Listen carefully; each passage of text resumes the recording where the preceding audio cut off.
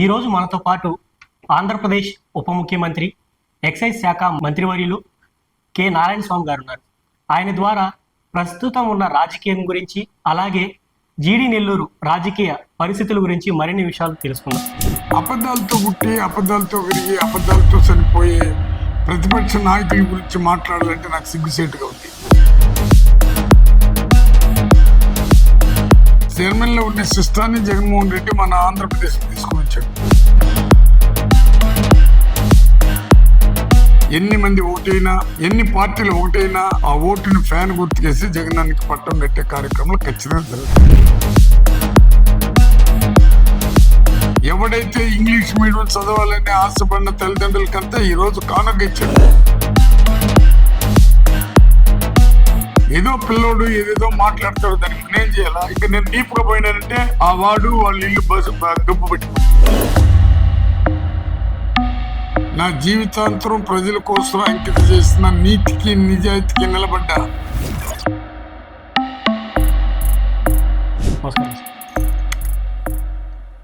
Sir, present మీరు ఒక ఉప ముఖ్యమంత్రి హోదాలో ఉన్నారు. ఎలా ఉంది సార్ రాష్ట్రంలో ఉన్న పరిస్థితుల మీద? రాష్ట్రం యొక్క పరిస్థితి ఎట్టుందంటే, 77 సంవత్సరాల్లో విద్య పైన ఇంత పెట్టుబడి పెట్టిన ప్రభుత్వం ఎక్కడా కూడా లేదు. ఈ విద్య పైన పెట్టుబడి పెడుతూ ప్రతి కూలివాడి బిడ్డ, ప్రతి స్కావెంజర్ బిడ్డ, ప్రతి రైతు బిడ్డ, పేదవాడి బిడ్డలంతా ఇంగ్లీష్ మీడియం ప్రతి గ్రామంలో పెట్టాలా.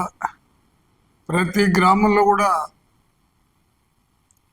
ఈ ఇంగ్లీష్ మీడియం పెట్టిన దానివల్ల ఈ ఐసీ సిలబస్ అనుకోండి, ఏ సిలబస్ తీసుకుని వచ్చా ఇంగ్లీష్ చాలా అవసరం అని ఆ యొక్క విద్య పైన పెడుతుండే ఖర్చు పేదవాడి బిడ్డల తలరాతులు మారుస్తూ, డాక్టర్ అంబేద్కర్ దళితుడిగా పుట్టి ఆ రోజు ఆయన పడిన బాధలు ఎంత అంత కాదు. ఆ రోజు ఆ విద్య ఆయనకి సంపద తెచ్చిపెట్టింది. ఆ విద్య వల్లనే డాక్టర్ అంబేద్కర్ యొక్క పేరు ప్రతిష్టలో ప్రపంచవ్యాప్తంగా వెళ్ళింది. ఆయన రాజ్యాంగ నిర్మాత కూడా అయినాడు. అదేవిధంగా ఈ పేద బిడ్డలందరూ కూడా ఈ ఇంగ్లీష్ మీడియం చదువుకొని ప్రపంచంలో కాంపిటీషన్లో కూడా ముందుగా పోవాలనే ఆలోచనతోనే జగన్మోహన్ రెడ్డి గారు విద్య పైన అంత ఖర్చు పెట్టేదే కాకుండా 18 నుంచి 22 సంవత్సరాలు అయినాక ఈ బిడ్డలంతా ఆయన ఎలాంటి స్వార్థం లేదు జగన్మోహన్ రెడ్డి గారికి. వాళ్ళు ఓట్లు వేస్తారని ఉద్దేశంతో ఈ డబ్బు ఈ విధంగా వారిపైన అంత ఖర్చు పెట్టట్లే. ఈ బిడ్డలంతా రేపు సైంటిస్టుగా కావాలని, కలెక్టర్లు కావాలని, ఇంజనీర్లు కావాలని, డాక్టర్లు కావాలని, బిజినెస్ పర్సన్స్ కావాలని, ఈ దేశంలో పేదవాడు కూడా కాలు వేసుకొని సంపద అనేది ఈ విద్యతోనే వస్తుంది, పేదవాడు తలరాత్రులు ఈ విద్యతోనే మార్పు జరుగుతున్న ఉద్దేశంతోనే ఇటువంటి కార్యక్రమాలు తీసుకొని వచ్చారు.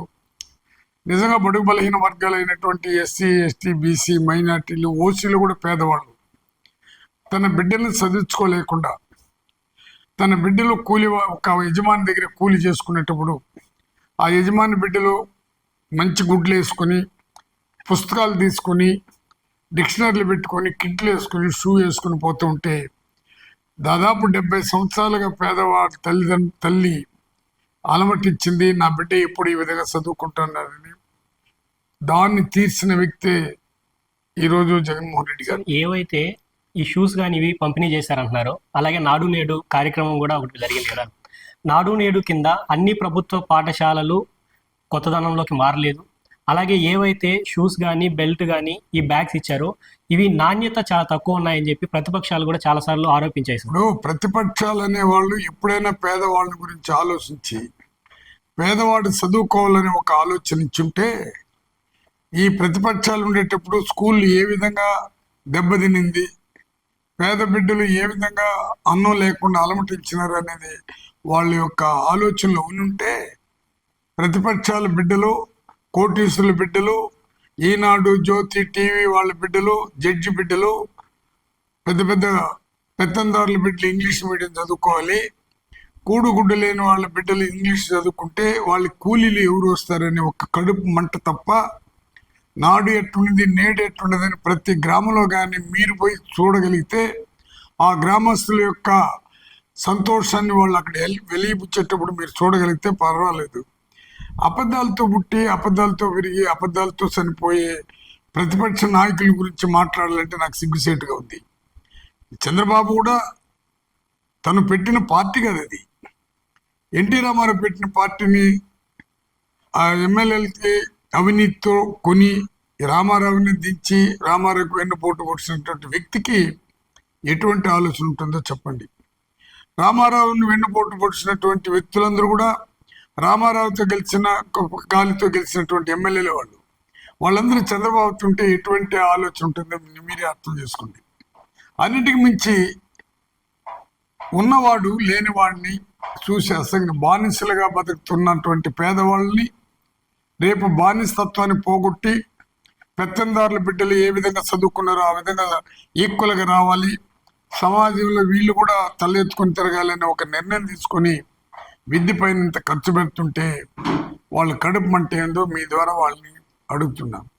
నాడు నేడు అని మాట్లాడుతున్నారు. మీరు పోయి ఇప్పుడు వచ్చారు కదా, ఒక 5-6 గ్రామాల్లో మీరే సెలెక్ట్ చేసుకుని వాళ్ళ ప్రతిపక్ష నాయకులు చెప్తుంది అబద్ధం నిజమా మీకే తెలుస్తుంది.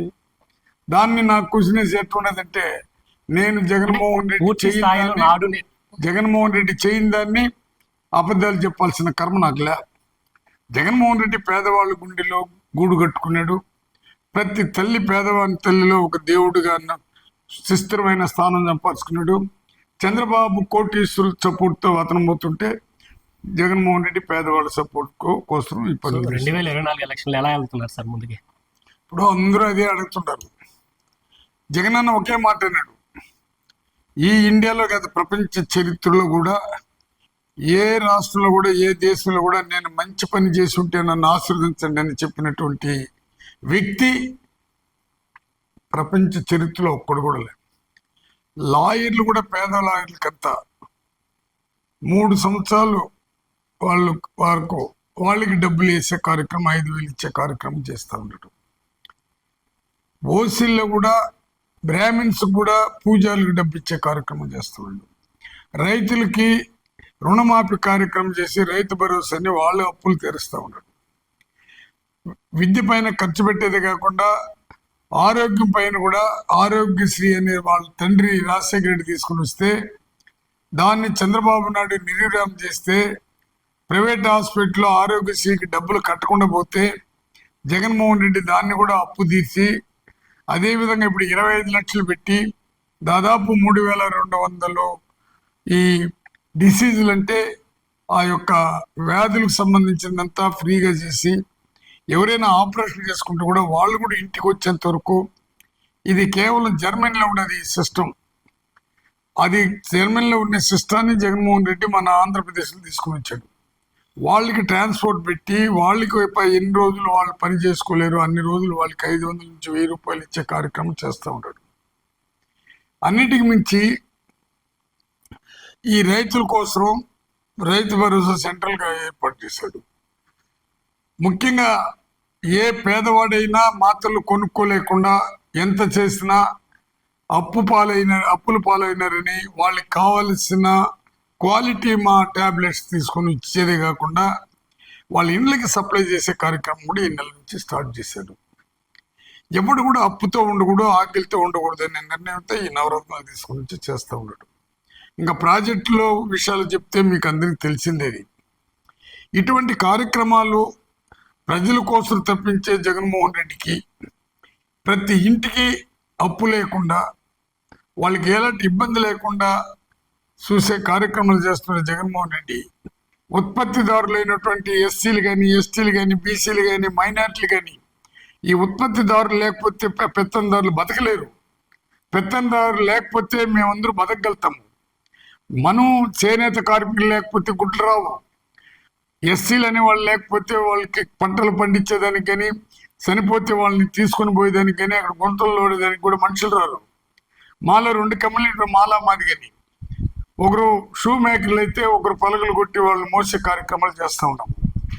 ఇంతటి కష్టజీవులనే ఆ కష్టంతోనే ఉండి వీళ్ళు జీవితాంతరం బిడ్డలు చదువుకోలేకుండా పోయినారు. అంబేద్కర్ మాదిరిగా కూలివాడిని బిడ్డల్ని మనం ఎందుకు తయారు చేయకూడదనే ఒక కంకణం కట్టుకున్న జగన్మోహన్ రెడ్డి రేపు 17 సంవత్సరాలు 20 సంవత్సరాలు అయినాక పేదవాడి బిడ్డలు, స్కావెంజర్ బిడ్డలు కానీ, అటెండర్ బిడ్డలు కానీ, అదే మీకు అందరికి కూడా తెలుసు, ఈ నాయి బ్రాహ్మణుల బిడ్డలు కానీ, ఎస్సీ బిడ్డలు కానీ, ఎస్టీ బిడ్డలు కానీ, బీసీ బిడ్డలు కానీ ఖచ్చితంగా సైంటిస్టులు అవుతారు, మేధావులు అవుతారు.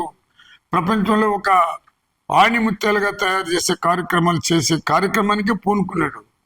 ఎవడైతే ఇంగ్లీష్ మీడియం చదవాలని ఆశపడిన తల్లిదండ్రులకంతా ఈరోజు కానుక ఇచ్చాడు. కాబట్టి ప్రజలు కూడా ఆయన్ని ఖచ్చితంగా ఓటేసి 100% మళ్ళీ ఎన్ని మంది ఓటైనా, ఎన్ని పార్టీలు ఓటైనా, ఎంతమంది ఎన్ని వేల కోట్లు ఓటు ఖర్చు పెట్టినా జగనన్నకి ఆ ఓటు హక్కున్న ప్రతి ఒక్కరు కూడా అది వజ్రాయుధం. ఆ ఓటుని ఫ్యాన్ గుర్తుకేసి జగనన్నకి పట్టం పెట్టే కార్యక్రమం ఖచ్చితంగా జరుగుతుంది. అలాగే సార్, రీసెంట్గా ఎమ్మెల్యేలని మార్చడం కానీ, ఎంపీలని స్థానచలనం చేయడం కానీ జరిగింది. అలాగే ఒక లిస్టులో మీ పేరు తిరుపతి ఎంపీగా వచ్చింది. మళ్ళీ మీ సొంత స్థానానికి వచ్చారు. ఈ మధ్య కాలంలో ఏమైంది సార్? ఏం కల అంటే చాలా మంది ఆతృతగా ఎదురు చూస్తున్నారు. ఏం కల నేను ప్రజలతో మమేకమై ఉన్నా. నా జీవితాంతరం ప్రజల కోసం అంకిత చేసిన, నీతికి నిజాయితీకి నిలబడ్డా. రాజశేఖర రెడ్డి ఇచ్చిన భిక్షతో, ఆయన వేసిన ఆదాశాలతో, నేను 2 పర్యాలు కంటిన్యూగా ఓడినా. ఏఎస్సీలో నాకు 2 తూర్లు ఓడిన వాళ్ళకి టికెట్ ఇవ్వలేదన్నా, నాకు డబ్బు లేకున్నా నాకు ప్రజల బలం ఉందని నన్ను ఎమ్మెల్యే చేసేంత వరకు వైఎస్ రాజశేఖర రెడ్డి గారు నాకు టికెట్ ఇస్తూ వచ్చారు. నన్ను వ్యతిరేకించే వాళ్ళకి జగనన్న ద్వారా పదవులు ఇచ్చినానా లేదా? నన్ను వ్యతిరేకించే వాళ్ళకి వర్క్లు ఇచ్చినానా లేదా? నన్ను ఎవరు వ్యతిరేకించినారన్నారు, ఒక 7 మందో 8 మందో, వాళ్ళకి పదవులు కట్టబెట్టినానా లేదా? వాళ్ళకి వర్క్లు ఇచ్చినానా లేదా? వాళ్ళ గ్రామానికి సిమెంట్ రోడ్లు, అన్ని రోడ్లు చేసినా వాళ్ళ ద్వారా చేసినానా లేదా? నన్ను ఎందుకు వాళ్ళు వ్యతిరేకించారనేది వాళ్ళ మనస్సాక్షికి, వాళ్ళ విజ్ఞతకు వదిలేస్తుంటా. నన్ను కావాలని పంపించారు కదా, మరి నన్ను కావాలని వాళ్ళు కూడా నేను శత్రువా? నాకు శత్రువులంటూ ఎవరు లేదు, వాళ్ళు కూడా మా ఫ్యామిలీ మెంబర్సే. ప్రతి ఇంట్లో చిన్న చిన్న ప్రాబ్లం ఉంటుంది. వాళ్ళు ఎందుకు నన్ను వ్యతిరేకించినారో వాళ్ళ మనస్సాక్షికి వదిలేస్తుంటా. అంతేగాని నేను చిన్నప్పటి నుంచి నేను చాలా ఫైటరు. నా తలకాయని ఎవ్వరికి వంచలా. మళ్ళీ చెప్తుంటా, ఏదో పిల్లోడు ఏదేదో మాట్లాడతాడు, దాన్ని నేనేం చేయాలా? ఇంకా నేను డీప్గా పోయినానంటే ఆ వాడు వాళ్ళ ఇల్లు గబ్బు పెట్టిపోతుంది. అది నేను చెప్పదలుచుకోలే. ఓకే సార్, సత్యవేడు నియోజకవర్గంతో కూడా మీకు మంచి అనుభవం ఉంది. అలాగే ఇప్పుడు సత్యవేడులో ఉన్న కోనేటి ఆదిమూలం గారు అందరినీ పెద్దిరెడ్డి కాడి నుంచి అందరినీ విమర్శిస్తూ బయట వచ్చేసారు. దీని గురించి ఏమంటుంది? ఎంపీగా పొమ్మనుడు, నా పైన వ్యతిరేకం ఉంటే నన్ను ఎంపీగా పొమ్మనుడు తీసేసి ఉంటాడు. ఆయన ఎంపీగా పొమ్మన్నాడు. ఆదిమూలం నాకు ఎమ్మెల్యేగానే ఉంటాను సార్ అని అడిగింది వాస్తవం. ఆలోచించుకొని మళ్ళీ మాట్లాడదామని నేను కూడా ఆయన చెప్పిన. ఎంపీగా పొమ్మంటుండారు, మళ్ళీ ఆలోచిస్తామంటే నా పైన కూడా పడ్డాడు ఆయన. మనం